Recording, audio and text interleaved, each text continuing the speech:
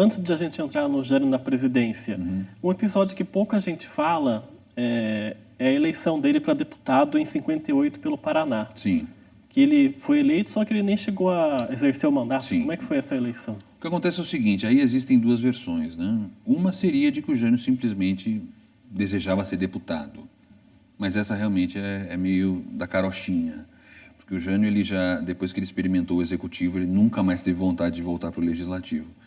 O que aconteceu foi o seguinte, ele deixou o governo de São Paulo com uma grande aprovação popular e tendo realmente realizado uma obra extraordinária. Só que ele tinha processos ou de políticos que se sentiram lesados, ou de processos aí de natureza administrativa e tudo mais. E o que dizem é que ele resolveu se eleger deputado para ter a imunidade parlamentar e poder se candidatar sossegado à presidência da República. Então ele se elegeu pelo Paraná, foi o deputado federal mais votado do Paraná naquela eleição. Por qual partido? Pelo PTB. PTB. Pelo PTB. Que é uma incoerência assim, total. Né? Era uma época que o Jânio realmente ele já tinha tanto prestígio que ele não estava nem aí com o partido que o lançasse. Não tinha nenhum. O Jânio ele fez uma política muito personalista, que se chamava populista, desde o começo.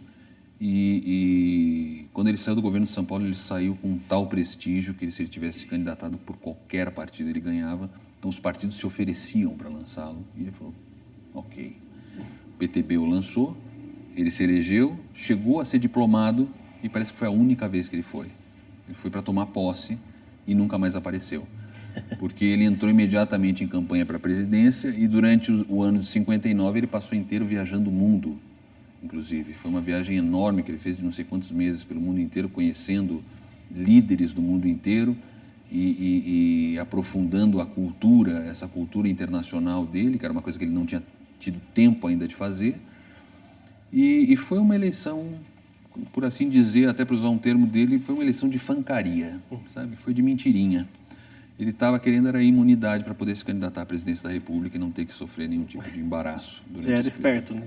Muito esperto. O governo, a prefeitura e o governo ensinaram bem o Jânio sobre o que era política. Ele, quando entrou na Câmara, ele estava assim ainda um inocente. Foi aí que ele começou a aprender. Agora da presidência.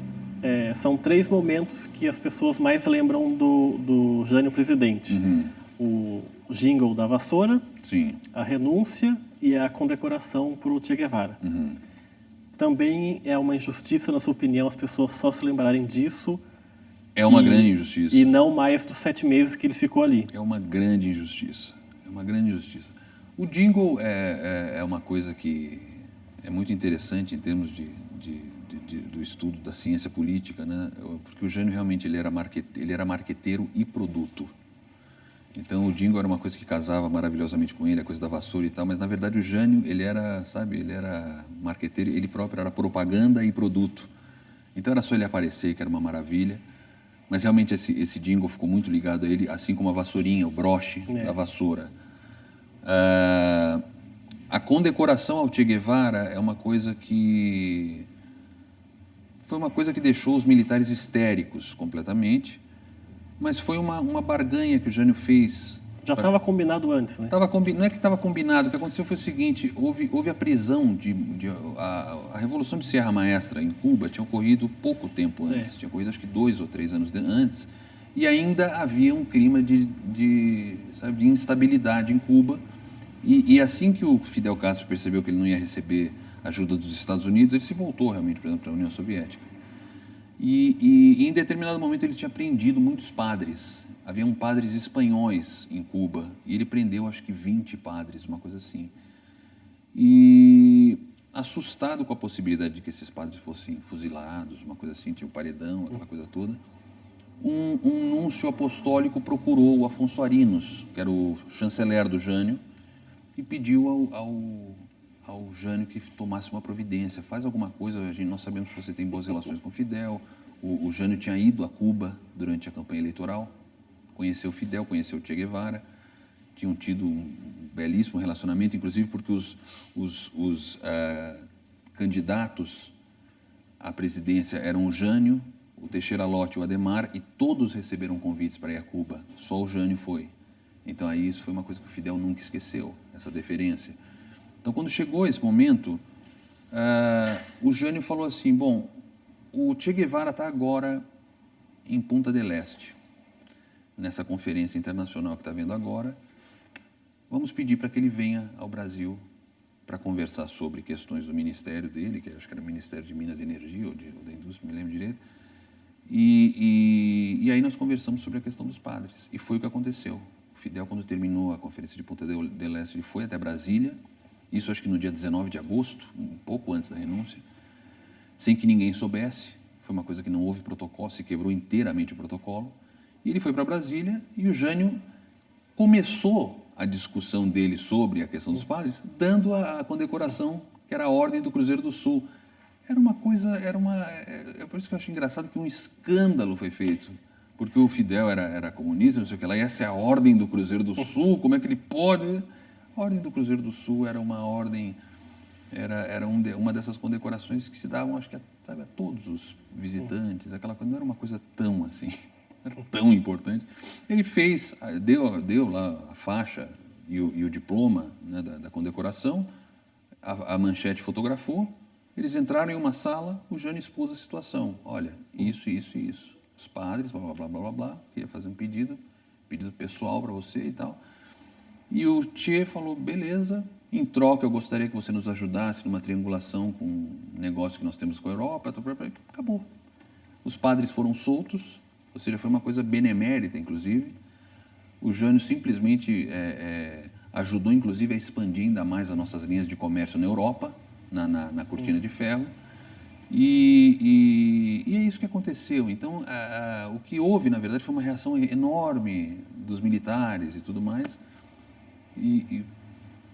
Bobagem, sabe? Não era para tanto. E a renúncia é o que nós sabemos e é um desastre, volto a dizer, ou seja, o que se fizer de Depois ele até chegou a falar para o neto dele, né? Pouco antes de morrer, não foi? Bom, então isso é uma história contada pelo neto do Jânio, de que ele teve um encontro, de que ele esteve com o avô no hospital e de que o avô teria feito uma revelação inteira sobre a renúncia. Eu tenho minhas dúvidas em relação a isso. Sinceramente, eu conheço o neto do Jânio, é um bom rapaz, é meu amigo, até entrevistei-o várias vezes para o livro. Eu gosto muito dele, mas eu acho essa história muito, muito, muito fantasiosa, sinceramente. Que ele teria renunciado para ver se o povo colocaria de volta, era isso? Sim, o que o Jânio diria, o que o Jânio teria dito, assim, digamos, em suma, ao neto, é basicamente aquilo que todo mundo acha. Não seria não há nenhuma grande revelação. O interessante seria ter colocado em primeira pessoa isso. Mas, sinceramente, todo mundo com quem eu conversei me disse, o Jânio nunca se abriria em confidências com o neto, que era uma pessoa que ele não conhecia direito. O neto do Jânio é americano, viveu toda a infância e a juventude nos Estados Unidos, veio para o Brasil, acho que 3 ou 4 anos antes do Jânio morrer. Então, é uma coisa que o Jânio não se abria nem com a mulher dele sobre isso. As únicas pessoas que podiam falar sobre isso eram o Jânio Pedroso Horta e o Quintanilha Ribeiro, e nunca fizeram isso. Então, a opinião geral foi de que ele nunca teria se aberto em confidências desse tipo com o neto. Entende? Então, eu acho uma história um pouco fantasiosa. Quer dizer, mas, aquelas forças terríveis, forças ocultas que todo mundo fala, seriam o quê?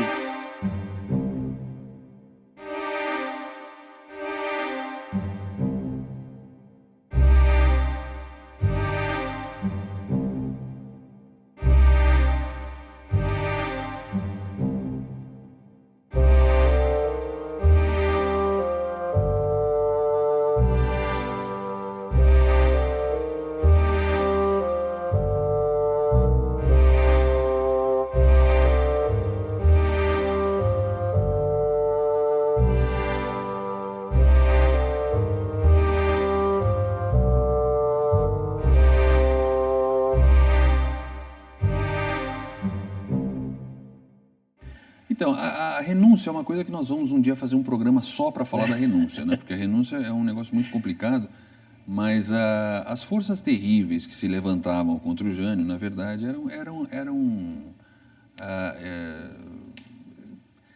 a gente poderia definir nesse momento como uma coisa específica, que foi o pronunciamento que o Carlos Lacerda fez dias antes em rede nacional. Entende? Só em linhas gerais, existia a possibilidade de se passar uma nova Constituição e que diminuísse um pouco os poderes do Legislativo, aumentasse os do Executivo. E isso era uma ideia que o Carlos Lacerda tinha tido já na época do Café Filho, e o Pedroso Horta pediu informações ao Lacerda sobre isso, sobre esse plano, né, que ele tinha naquela época, e o Lacerda foi para a televisão dizendo que o Horta tinha procurado ele para um golpe. Então, esse tipo de situação acuava o Jânio. O Jânio tinha esse traço da personalidade política dele desde o começo. Quando ele se sentia acuado, ele não enfrentava, ele preferia, ele preferia sumir, ele preferia fugir. E a gente vê isso acontecer várias vezes na carreira dele.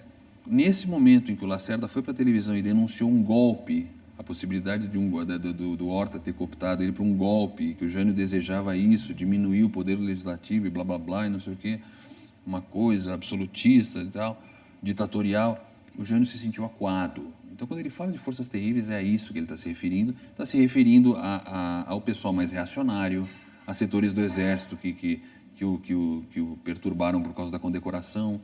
Mas, na verdade, isso é mais retórica do que qualquer coisa, sabe? Essa coisa das forças terríveis é uma coisa muito mais de retórica do que de verdade mesmo, né? Agora, passando para o Jânio da década de 60 e a década de 70, ele ficou meio escondido, ele não quis participar de quase nada, até porque ele tinha um mandato cassado também. Sim, o Jânio, ele, depois de renunciar, ele voltou a se candidatar a governador em 62, nas eleições para o governo de 62. Apesar da excelente votação que ele teve, foi de uma estranheza total. Quer dizer, por que ele estava se candidatando a governador se ele foi presidente? O Roger Ferreira, em 82, chegou a dizer isso para ele, falou assim, se as forças terríveis, né, se essas forças eram tão terríveis, não era melhor ter ficado na presidência para lutar contra elas, tá, quando o senhor teria mais poder? E é a pura verdade. Quando ele volta e se candidata a governador, fica um sentimento assim de estranheza total do porquê que ele está se candidatando a governador se ele acabou de jogar no lixo o mandato de presidente. Perdeu a eleição para o Adhemar, que era um cara para quem ele nunca tinha perdido uma eleição, e o Adhemar se elegeu governador pela terceira vez. E aí, em 64, o Jânio estava, acho que na primeira lista dos cassados do AI-2, me parece. Ele parece que não ia ser incluído, porque ele tinha boas relações com Castelo Branco, mas ele tinha más relações com Costa e Silva. E o Costa e Silva fez questão de incluir o nome do Jânio, junto com o nome do Juscelino, de todo mundo. E o Jânio acabou cassado, teve seus direitos políticos cassados e não podia fazer pronunciamentos políticos. Em 65, ele apoiou Faria Lima para prefeito de São Paulo. E em 68, quando começou assim, uma onda de insatisfação e de reação, que desembocou no AI-5, inclusive, começou a surgir a frente ampla do Carlos Lacerda, do Juscelino e do Jango, que chegaram a chamar o Jânio não quis participar. Porque o Jânio não gostava de participar do grupo, ele queria estar sozinho ali como grande figura. Ele queria mandar. Ele queria ressurgir como grande liderança individual e não grupal. Então ele não quis fazer parte da frente ampla e tal. Mas quando ele percebeu que tudo isso estava acontecendo debaixo do nariz dele, ele estava quieto no canto dele, ele resolveu fazer um pronunciamento político super violento contra o Costa e Silva. Uma coisa também bastante premeditada, não foi muito espontânea do Jânio, foi premeditada. Ele fez esse pronunciamento sabendo que ia receber uma grande punição por isso. E era exatamente o que ele queria. E ele conseguiu. Ele fez um pronunciamento político, deu uma entrevista, ele voltou para o Brasil, deu uma entrevista longa. O ministro da Justiça, que era o Gami Silva, decretou o confinamento do Jânio em Corumbá. Seria como banir o Jânio, sabe, para uma região assim, bem distante. E ele ficou em Corumbá durante 4 meses. E o Jânio esperava que esse confinamento o transformasse em mártir da ditadura. E esse tiro saiu totalmente pela culatra. O Jânio, na verdade, o governo conseguiu o que queria. Eles tiraram o Jânio de circulação. Quando ele voltou 4 meses depois, ele já estava meio que esquecido, a entrevista dele já tinha sido esquecida, ele tinha engordado horrores. Nessa época ele estava bebendo muito também, ou não?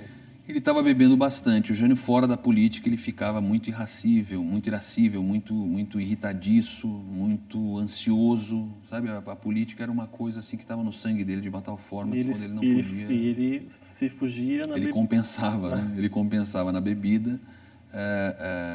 E nessa época ainda não tanto. Na década de 70 foi pior. Foi pior mesmo. Ele voltou desse confinamento esquecido completamente, e aí começou o ostracismo mesmo dele.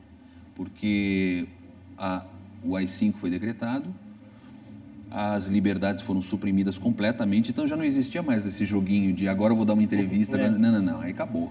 Aí fica quieto no teu canto, senão você vai ser preso e vai ser pior. E ele fez o que nessa época? Para ganhar vida? Ele, nessa época, pouco antes de ser confinado, ele lançou uma coleção de história junto com Afonso Arinos. Ele já tinha lançado uma de português, depois lançou uma de história com Afonso Arinos nessa época, foi confinado logo depois. Em 71 ou 73 ele lançou um livro de geografia que se chama Os Dois Mundos das Três Américas. E ele, na verdade, passou viajando. Ele passou fora do Brasil. Tinha guardado um bom dinheiro para isso.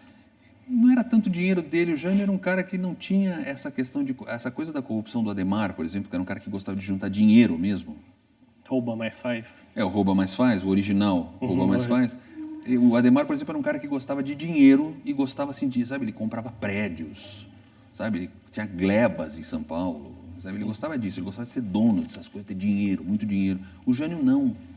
O Jânio era mais como Getúlio, entende? Era uma coisa mais de caudilho, ele gostava mais do poder, entende? O dinheiro não dizia nada para ele, ele gostava de poder. Ele gostava de viver bem, mas ele não era um cara que ostentava. O Jânio era fundamentalmente um cara simples, que era o que ele realmente era. Ele era um cara que veio da pobreza. Então ele até se sofisticou na velhice, mas ele continuava um cara simples. E isso ajudava ele na política. Então o que acontece? Nessa época, 70, 75 e tal, ele ia viajar, ele telefonava para o Selmy Day, por exemplo, ou para o Giacomo Franco, ou para um desses milionários que eram amigos dele, e chegava e falava assim, olha, eu quero passar 3 meses na Europa, você pode me ajudar? O cara ia dizer o quê? Não. Era o Jânio, era amigo dele, era um cara legal, tal, era bom, um cara fazia um cheque de $100 mil, pá, entendeu? E o Jânio, ele era assim que ele vivia e foi isso que ele fez. Ele passou viajando com a mulher dele, Eloá. com a dona Eloá, ia muito para a Inglaterra, que ele adorava, mas ele ia também para os Estados Unidos, às vezes visitar a Tutu, que estava morando lá, às vezes ele ia para a América Latina. O Jânio tinha uma grande fascinação pela América Latina, pelas 3 Américas, entende? Ele não tinha assim por países, ele tinha pelo estudo geográfico e geopolítico das Américas, então ele gostava muito de viajar e tal. E ele passou esse período fazendo isso, escreveu um dicionário, acho que em 76. Em 74 os direitos políticos dele foram restabelecidos, só que não tinha eleição nenhuma para se candidatar. E esse período parece que quando voltaram os direitos políticos dele, mas não havia nada para ele fazer, esse foi um período, parece que ele bebeu muito. Aí ele perdeu o controle mesmo, sabe? Ele estava assim, realmente descontrolado. E é um momento, curiosamente, em que a gente vê, assim, sabe, ele envelhecer quase que do dia para a noite. Ele antes era um senhor, assim, grisalho, de repente, pum, ele fica velho. Envelheceu 30 anos. Isso, exatamente. Uma época só. Em 3 ou 4 anos ele ficou velho, sabe, do dia para a noite. E aí, em 78, ele assistiu à eleição, que houve a primeira eleição depois da ditadura, que foi uma eleição para deputado federal e tal. Que ele não quis porque ele também não queria o legislativo. Aliás, perdão, não é que foi a primeira eleição. Essa foi a primeira eleição que eu acho que teve Em 78 foi para o Senado, né? Isso, foi a eleição para o Senado, mas não foi a primeira. Eu ia me referir a de 82, depois para governador. Mas em 78 ele assistiu a essa eleição já com os direitos políticos dele restituídos e ele não se candidatou justamente por isso. Ele não se interessava pelo legislativo. Ele queria voltar em algum cargo que fosse ou governador, ou presidente, ou prefeito. Pois não? E em 82 a gente já falou um pouquinho sobre a eleição para governador, que ele ficou em 3º lugar. 3º lugar. Aí em 85 ele se candidata a prefeito também. Isso. Pelo PTB de novo. Em 85 ele se candidata pelo PTB. Que tem a famosa história do Fernando Henrique sentado na cadeira do Isso, prefeito. Exatamente. E o Jânio, ele chegava e pedia imediatamente uma garrafa de vinho. E bebia inteira a garrafa de vinho. Durante o almoço, ele bebia talvez 4 ou 5 latas de cerveja, junto com o almoço. Acabado o almoço, ele bebia um whiskinho junto com os amigos. E no fim da noite, quando já estava todo mundo bêbado, caindo, assim, morrendo de ressaca, ele pediu uma caipirinha.